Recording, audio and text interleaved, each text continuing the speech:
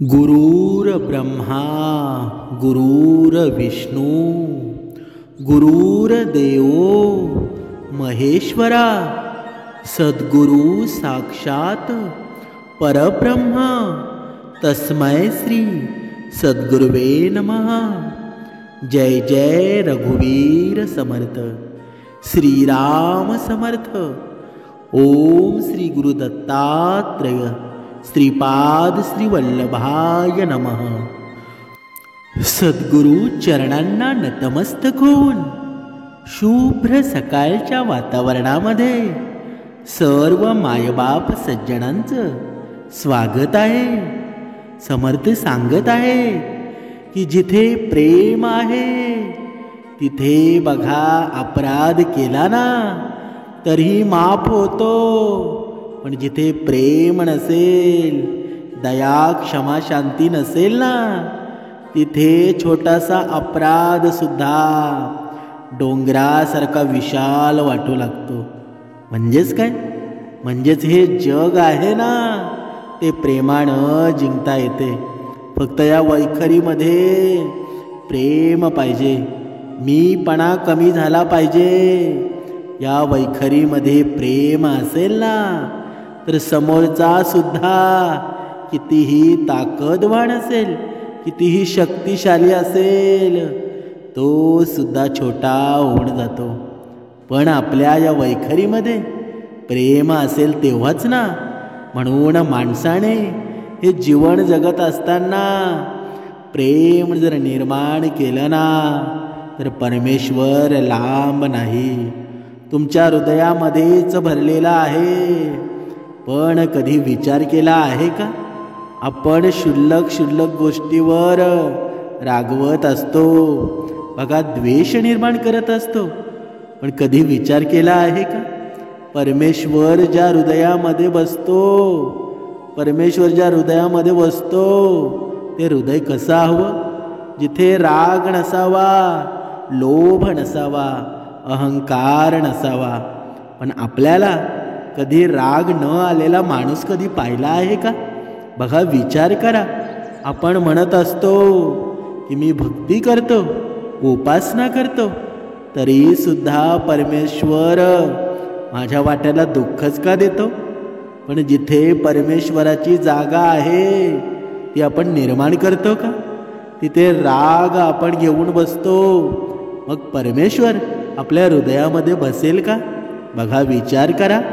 बघा समर्थ सांगत आहे की मनुष्याचे कर्मच मनुष्याला बघा ज्ञानी बनवत असतात। मनुष्य बघा, मनुष्य प्रत्येक वेळी आपल्या जर कर्माचा विचार केला ना तर बघा त्याच्या जीवनामध्ये आनंद निर्माण झाल्याशिवाय राहणार नाही। पण प्रत्येक वेळी माणूस मात्र कर्म विसरून जातो।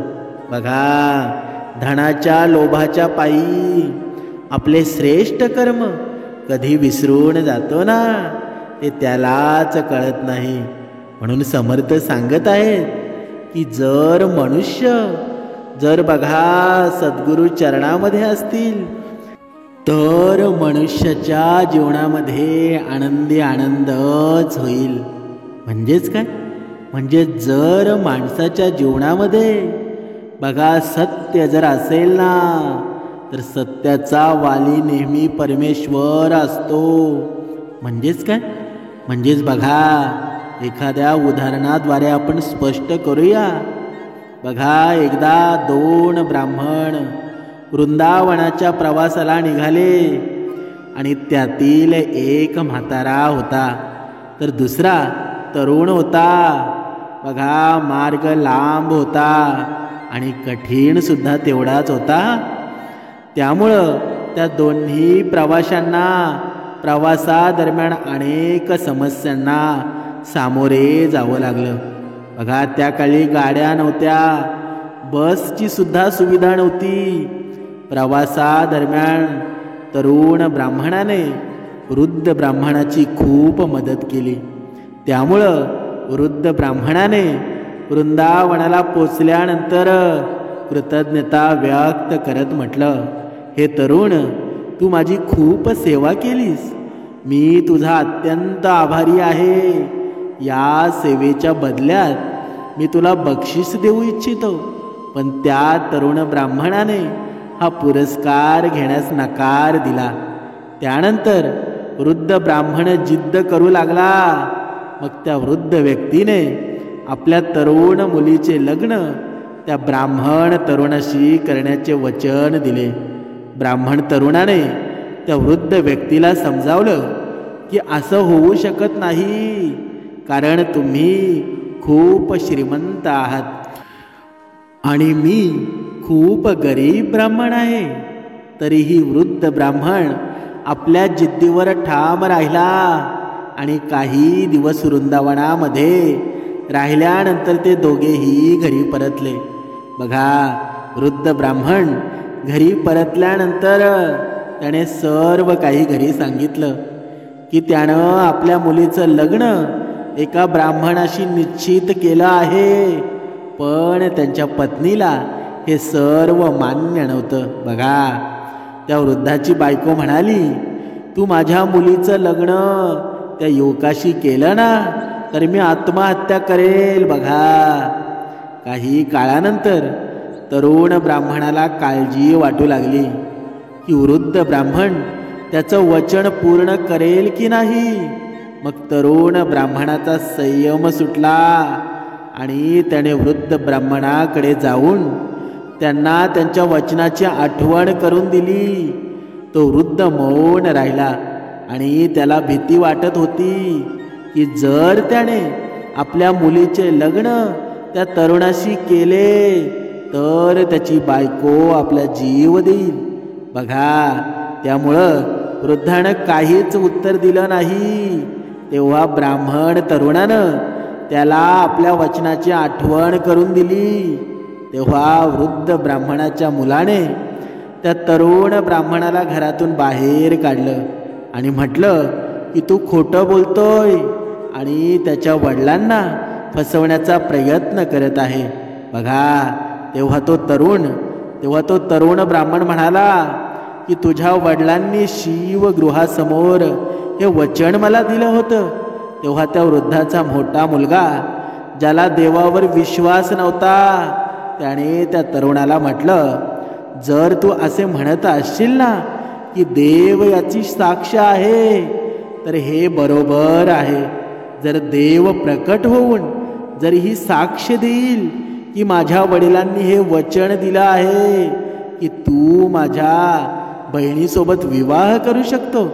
तेव्हा तरुण म्हणाला, बघा, होय, मी भगवान श्रीकृष्णाला साक्षी म्हणून यायला सुद्धा सांगेल. त्याला भगवान श्रीकृष्णावर पूर्ण विश्वास होता की भगवान श्रीकृष्ण त्याच्यासाठी वृंदावन नक्कीच येतील. तेव्हा बघा, अचानक वृंदावनाच्या मूर्तीतून एक आवाज ऐकू आला, मी तुझ्याबरोबर कसा येऊ शकतो? मी तर फक्त येथे एक मूर्ती आहे. तेव्हा त्या तरुणाने सांगितलं की जेव्हा मूर्ती बोलू शकते तर माझ्यासोबत येऊ पण शकते.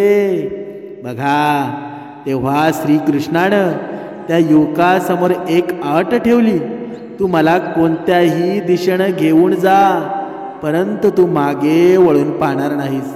बघा, तू फक्त माझ्या नुपुरांच्या ध्वनीनेच हे जाणून घेऊ शकशील की मी तुझ्या मागे येत आहे.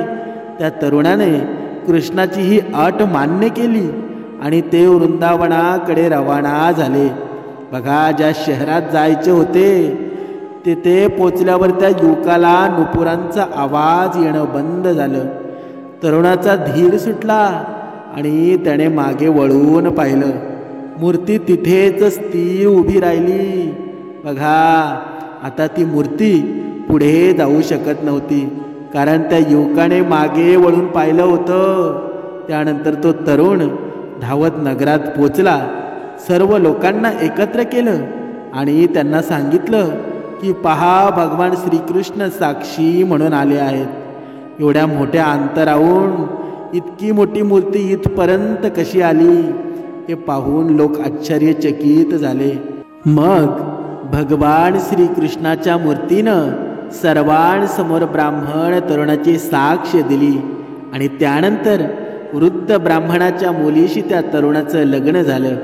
बघा, लग्नानंतर त्या तरुण ब्राह्मणानं बघा श्रीगृहाचा सन्मान म्हणून त्या जागेवर एक मंदिर बांधलं आणि आजही लोक मंदिरात साक्षात श्री गोपाळाची पूजा करत आहेत. म्हणजेच काय बघा, या पूर्ण कथेचं तात्पर्य काय बघा. जेव्हा परमेश्वरावर आपली श्रद्धा असते, जेव्हा परमेश्वरावर बघा आपला विश्वास असतो, तेव्हा परमेश्वर कोणत्या ना कोणत्या रूपामध्ये आपल्यासोबतच असतो. पण आजच्या या कलियुगामध्ये असं झालं आहे की मनुष्य आहे ना, की मनुष्य फक्त धन प्राप्तीसाठी, पैशासाठी परमेश्वराच्या जवळ जात आहे. पण परमेश्वर सुद्धा एवढा दयावान आहे की मनुष्याला तेही सर्व भरभरून देतो की तुला पैसा घे, धन घे, पण तू भक्ती सोडू नको. बघा, असा भगवंत मनुष्याला सांगतो. पण मनुष्य मात्र एवढा हुशार आहे की जेव्हा त्याच्याकडं धन संपत्ती येते ना, तेव्हा परमेश्वराला बघा ध्यानात सुद्धा आणत नाही, मनात आणायचं तर सोडूनच द्या. म्हणजे बघा, परमेश्वर सर्व काही या मनुष्याला फुकट देत असतो. पण जेव्हा धन प्राप्ती निर्माण होते ना, तेव्हा परमेश्वराला विसरून जातो. परमेश्वराचं हरिकीर्तन भजन त्याला कंटाळा वाटू लागतो. म्हणजेच काय, म्हणजेच अशा मनुष्याची अधोगती व्हायला वेळ लागत नाही. म्हणून समर्थ सांगत आहे की मनुष्याने जर आपल्या जीवनामध्ये कर्मच जर श्रेष्ठ मानलं ना, तर बघा वेगळा काही भक्तिमार्ग करण्याची त्याला कोणतीही गरज नाही. म्हणून बघा समर्थांनी सांगितलेलं आहे. बघा, ज्याप्रमाणे श्रीकृष्ण स्वारींनी अर्जुनाला ज्याप्रमाणे कर्माचं महत्त्व सांगितलं ना, बघा श्रीकृष्णांनी एकदा श्रीकृष्ण स्वारी आणि अर्जुन प्रवासाला निघाले होते. बघा, प्रवासाला निघाले असताना त्यांना वाटेत एक गरीब ब्राह्मण भीक मागताना दिसला. बघा, अर्जुनाला त्याची दया आली आणि त्यानं त्या ब्राह्मणाला सोन्याच्या नाण्यांनी भरलेली पोटली दिली. बघा, ती पोटली मिळाल्यावर ब्राह्मण आनंदाने आपल्या सुखी भविष्याची स्वप्ने पाहत घरी परतला. पण त्याच्या दुर्दैवाने त्याची साथ सोडली नव्हती. वाटेत एका दरोडेखोराने त्याच्याकडून ती पोटली हिसकावून घेतली. बघा, ब्राह्मण दुःखी झाला आणि पुन्हा भिक्षा मागू लागला. दुसऱ्या दिवशी अर्जुनाची नजर त्या ब्राह्मणावर पडली. तेव्हा त्याने त्याला याचं कारण विचारलं. ब्राह्मणाने सर्व हकीकत अर्जुनाला सांगितली. ब्राह्मणाची व्यथा ऐकून अर्जुनाला पुन्हा त्याची दया आली. बघा, अर्जुनाने विचार केला आणि यावेळी त्याने ब्राह्मणाला एक मौल्यवान माणिक दिला. ब्राह्मण त्याला घेऊन घरी पोचला. त्याच्या घरात एक जुनी घागर होती जी बऱ्याच काळापासून वापरात आलेली नव्हती. चोरीच्या भीतीने ब्राह्मणाने माणिक त्या घागरीत लपवून ठेवला. पण त्याच्या दुर्दैवाने दिवसभराच्या थकव्यामुळे त्याला झोप लागून गेली. बघा, इतक्यात त्याची पत्नी म्हणजेच ब्राह्मण बाई पाणी आणायला नदीवर गेली. पण जाताना वाटेत तिचे भांडे फुटले. तिला वाटलं घरात पडलेले जुने भांडे आणून पाणी भरूया. बघा, असा विचार करून ती घरी परतली आणि ती जुनी घागर घेऊन पाणी भरायला आली. बघा, पाण्यासाठी घागर नदीत बुडवताच घागरीतली माणिक ही पाण्याच्या प्रवाहामध्ये वाहून गेला. जेव्हा ब्राह्मणाला हे कळलं, त्याने आपल्या नशिबाला दोष दिला आणि तो पुन्हा भिक्षा मागू लागला. अर्जुन आणि श्रीकृष्णाने पुन्हा त्याला त्या गरीब अवस्थेमध्ये पाहिलं तेव्हा त्यांनी जाऊन त्याला कारण विचारलं. सर्व हकीकत ऐकून अर्जुन खूप अस्वस्थ झाला आणि मनात विचार करू लागला की या दुर्दैवी ब्राह्मणाच्या आयुष्यात कधी सुख असू शकत नाही. पण इथूनच परमेश्वराच्या लीलेस सुरुवात झाली. त्या ब्राह्मणाला कृष्णांनी 2 पैसे दान केले. तेव्हा अर्जुनाने त्यांना विचारलं, हे भगवान, जर मी दिलेली नाणी आणि माणिक सुद्धा या दुर्दैवी माणसाची गरिबी दूर करू शकले नाही, तर या 2 पैशांनी काय होईल? बघा, हे ऐकून भगवान फक्त हसले आणि अर्जुनाला त्या ब्राह्मणाच्या मागे जायला सांगितलं. वाटेत ब्राह्मण विचार करत होता की 2 पैशांनी अन्नही येणार नाही. त्याला परमेश्वरानं एवढं तुच्छ दान का दिलं बरं? हा कसला परमेश्वराचा लला आहा असा विचार करून तो तिथून निघून जात असताना त्याला एका कोळ्याच्या जाळ्यात एक मासा अडकलेला दिसला. तो मासा जाळ्यातून सुटण्यासाठी तडफडत होता. ब्राह्मणाला त्या माशाची दया आली. त्याला वाटलं, पोटातली आग या 2 पैशांनी तर विझणार नाही, तर या 2 पैशांनी या माशाचा जीव का वाचवू नये बरं? बघा, असा विचार करून त्याने त्या मासळीचा व्यवहार करून ती मासळी 2 पैशामध्ये विकत घेतली. नंतर तो मासा त्याने आपल्या कमंडळूत टाकला आणि कमंडळूमध्ये पाणी भरलं आणि तो मासा सोडण्यासाठी नदीकडे गेला. त्याने मासा नदीत सोडण्यास सुरुवात केली. तेव्हाच त्या माशाच्या तोंडातून काहीतरी बाहेर पडलं. त्या गरीब ब्राह्मणाने पाहिलं की तोच माणिक आहे जो त्याने घागरीत लपवला होता.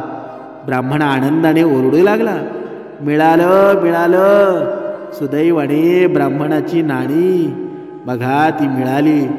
आनंदाने ओरडू लागला, बघा.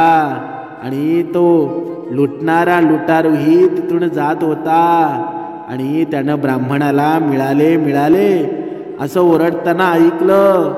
दरोडेखोर घाबरला.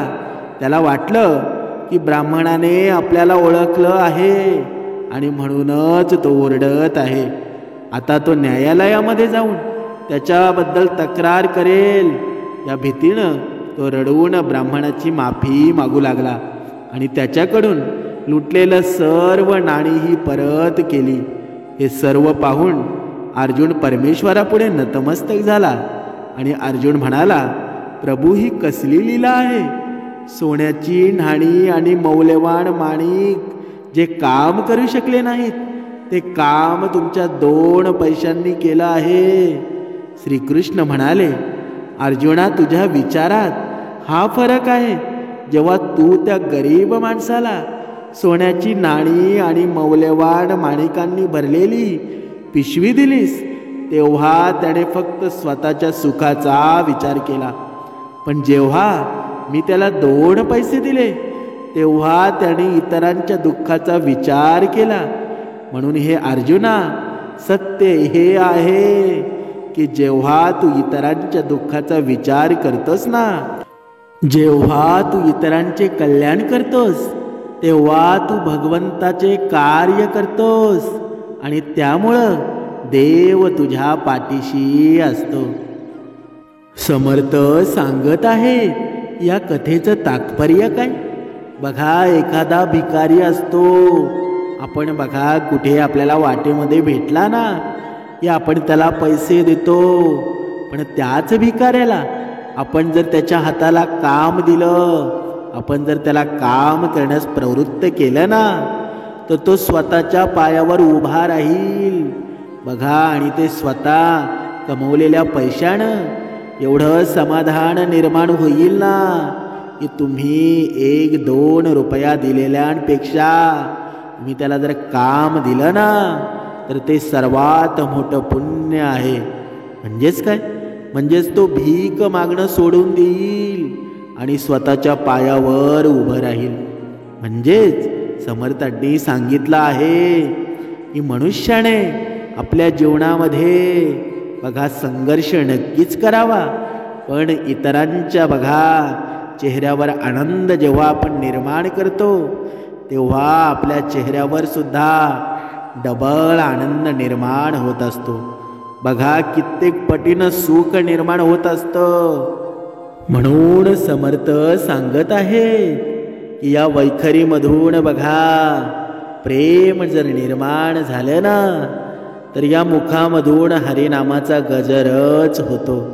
बघा हरिमुखे म्हणा, हरिमुखे म्हणा, पुण्याची गणना कोण करी. बघा या मुखामधून या वैखरीमधून हरीचं भगवंताचं नाम जर बघा आपण घेतलं तर या पुण्याची गणना एवढी होईल की बघा आपले बघा एवढ्या जन्माचे पाप असतील ना ते धुवून कसे जातील ना तुम्हाला कळणार सुद्धा नाही. पण मनुष्याला बघा आपल्या संतांनी बघा ह्या भक्तिमार्ग आपल्याला बघा या मनुष्याला हा भक्तिमार्ग दाखवला, हा मार्ग दाखवला. बघा एवढे ग्रंथ लिहून ठेवले, एवढे अभंग लिहून ठेवले, हे कुणासाठी बरं? आपल्यासाठी ना. बघा या हजारो वर्षापासून बघा हा मनुष्य अंधश्रद्धांच्या मागे लागून बघा कित्येक वर्ष वाया गेले. पण आता बघा हे संतांनी आपल्याला उपदेश केला की या मनुष्य बघा मनुष्याच्या जीवनाचं सोनं कसं होईल, सोन्यासारखा संसार कसा होईल, पण मनुष्य मात्र त्याकडे दुर्लक्ष करत आहे. संतांनी या मनुष्याच्या जीवनामध्ये बघा असा सत्याचा पाया रचला. बघा संत तुकाराम महाराज, बघा समर्थ रामदास स्वामी, ज्ञानेश्वर माऊली, बघा असे बरेच संत होऊन गेले की ज्यांनी बघा स्वतः कष्ट सहन केलं जेणेकरून हा भरकटलेला समाज आहे ना तो अंधश्रद्धेच्या मार्गातून बघा मुक्त होऊन जाईल. पण मनुष्य मात्र चांगले कर्माकडे कधीच लक्ष देत नाही.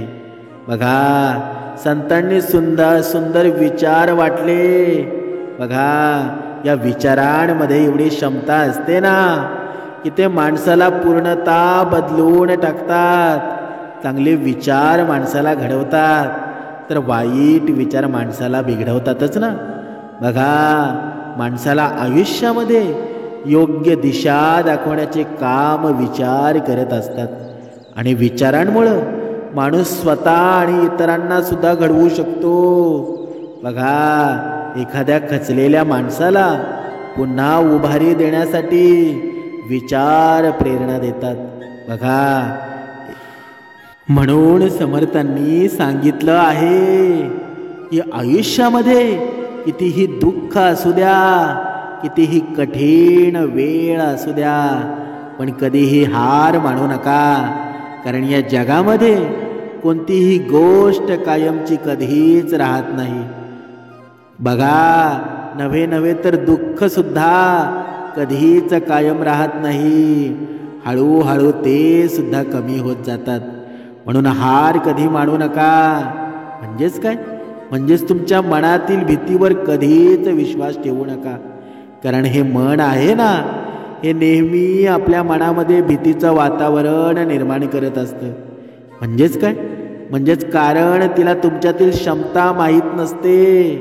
पण जेव्हा तुमचं हे मन असतं अध्यात्माकडे जोडलं जातं, समर्थांच्या विचारांकडे प्रेरित होतं, तेव्हा तुमचं मन आहे ना बघा समर्थ चालवू लागतात. हा परमेश्वर चालवू लागतो. मग तुमच्या मनाला कोणतीही भीती राहत नाही, कसलंही भय राहत नाही. कारण मन चालवणारा आहे ना तो परमेश्वर असतो. म्हणून कधी आपल्या बघा म्हणून आपण भक्ती का करावी, समर्थांच्या वचनामध्ये का राहावं, उपासना का करावी, यासाठीच ना की आपल्या मनाने एकाग्रता निर्माण करावी. पण हे मन एकाग्रता निर्माण कधी करेल की जेव्हा आपण भक्ती मार्गामध्ये असू, जेव्हा 2 वेळची उपासना आपल्या वैखरीतून घडेल. बघा, आपल्या अंतरात्म्यामध्ये सद्गुण विचार निर्माण होतील. तेव्हाच हे मन आहे ना, परमेश्वराच्या अधीन होऊन हे मन एक चित्त होईल. आणि तेव्हाच या मनाला सद्गुण रूपाची प्राप्ती होईल. आणि तेव्हाच या वैखरीमध्ये गोडवा निर्माण होईल. म्हणून बघा, समर्थ सांगत आहेत की भरपूर असे सज्जन असतात की ते बघा, त्यांच्या मनामध्ये एक प्रश्न निर्माण झालेला असतो की माझ्या जीवनामध्ये यश बघा प्राप्तच होत नाही, धनाची कमतरता असते, माझ्या जीवनामध्ये दुःखच असतं, माझी जीवनशैली बदलत नाही. पण समर्थ अशा मनुष्याला सांगत आहेत की तुमचं प्रत्येक यश आहे ना, तुम्ही घेतलेल्या एका छोट्याशा निर्णयानं सुरू होतं. म्हणून प्रत्येक मनुष्यानं भक्ती का गरजेची आहे? कारण हे मन एक चित्त राहावं म्हणून. पण तुमच्या जीवनामध्ये यश निर्माण होणं हे तुमच्या मेहनतीवर अवलंबून आहे की नाही? तुमच्या जीवनामध्ये एक छोटीशी सुरुवात असते ना, ती तुमच्या जीवनामध्ये एक ऊर्जा निर्माण करत असते. म्हणून तुमची सर्व स्वप्न सत्यात उतरतील. फक्त तुमच्यात ती पूर्ण करण्याची हिम्मत ठेवा. कारण तुम्ही जर हिम्मत ठेवाल ना, तर परमेश्वर सुद्धा तुम्हाला मदत करेल. पण जर तुमच्यात हिम्मत नसेल तर तुम्ही धनवान बनू शकत नाहीत. म्हणून बघा, समर्थांनी सांगितलं आहे, तुम्हाला जे हवं आहे ते फक्त तुम्हाला एकच व्यक्ती मिळवून देऊ शकतो. ती म्हणजे कोण? बघा, ती म्हणजे फक्त तुम्ही आहात. दुसरं तिसरं कोणी नसून तुमचं मन आहे. तुमच्या मनाची एकाग्रता जेव्हा निर्माण होईल तेव्हा तुमचं स्वप्न सत्यामध्ये उतरणार आहे. म्हणजेच काय? म्हणजे संधी मिळत नसतात, तर त्या तुम्हाला निर्माण कराव्या लागत असतात. म्हणून प्रत्येक मनुष्याने जीवनातील सर्वात मोठा आनंद कोणता असतो बरं? बघा, हा आनंद म्हणजे ते मिळवणं जे तुम्ही मिळवू शकत नाही असं लोक म्हणतात. बघा, हा जीवनातला खरा तोच आनंद आहे ना, की तुम्हाला वाटत असतं, लोकांना वाटत असतं की बघा हे याच्या बघा हा कधीच मिळवू शकत नाही, आणि तेच तुम्ही लोकांना मिळवून दाखवता, तर त्याच्यात खरा आनंद आहे की नाही? समर्थांना बघा, प्रत्येक सज्जन भक्ताला तेच सांगायचं आहे की तुमच्यावर बघा तुमचे दुश्मन असतील, तुमच्यावर जळणारे असतील, त्यांना तुम्ही असं करून दाखवा ना की त्यांना बघा स्वप्नात सुद्धा वाटत नसेल की हा एवढं करू शकेल. बघा, परमेश्वर तुमच्या सोबत तर नक्कीच आहे, पण तुमचे स्वतःचे प्रयत्न सुद्धा निर्माण करायला लागतील. म्हणजेच काय? म्हणजे स्वतःला हा प्रश्न नका विचारू की माझ्याजवळ काय नाही आहे, तर हा विचारांनी माझ्याजवळ काय आहे हा प्रश्न निर्माण करा. बघा, तुमचं जीवन बदलल्याशिवाय राहणार नाही. समर्थ सांगत आहेत की बघा, कधी कधी माणसाच्या जीवनामध्ये बघा माणसाची चुकी नसताना सुद्धा शत्रुत्व निर्माण कसं होऊन जातं ना, ते स्वतःला कळत नाही. बघा, समर्थांनी इथे ज्याप्रमाणे अर्जुनानं कर्णाचं काहीही नुकसान केलेलं नव्हतं, तरीही सुद्धा तो शत्रू बनलाच ना. बघा, कधी कधी तुमचा दोष नसला तरी तुमच्या प्रतिष्ठेमुळं, तुमच्या प्रगतीमुळं आणि सत्य बोलण्यानं लोक तुमचे शत्रू बनतात. म्हणून जे शत्रू बनले ना, म्हणून शत्रू बनले म्हणून आपले सत्य बोलणं सोडून द्यायचं का? म्हणजे बघा, आपले सत्कर्म कर्म सोडून द्यायचे का? आपले सद्गुण विचार सोडून द्यायचे का? बघा, जिथे सद्गुण विचार असतात, जिथे सत्यता असते ना, तिथे विरोधी सुद्धा नक्कीच असतात. म्हणून त्यांना घाबरून आपली सत्यता निर्माण करण्याचे सोडून द्यायचे का? तर तसं अजिबात करायचं नाही. बघा, सत्याची कास ज्याने धरली ना, बघा त्याचं परमेश्वराने स्वागतच केलं. त्याला कळी काळाचं भय राहिलेलं नाही. बघा, म्हणून समर्थ सांगत आहेत की ज्याच्या जीवनामध्ये सत्य विचार असतात, सद्गुण विचार असतात, त्याला कधीच कळी काळाचं भय निर्माण होत नाही. कारण त्याच्यासोबत परमेश्वर स्वतः असतो आणि त्याचा जयच होऊन जातो. जय जय रघुवीर समर्थ.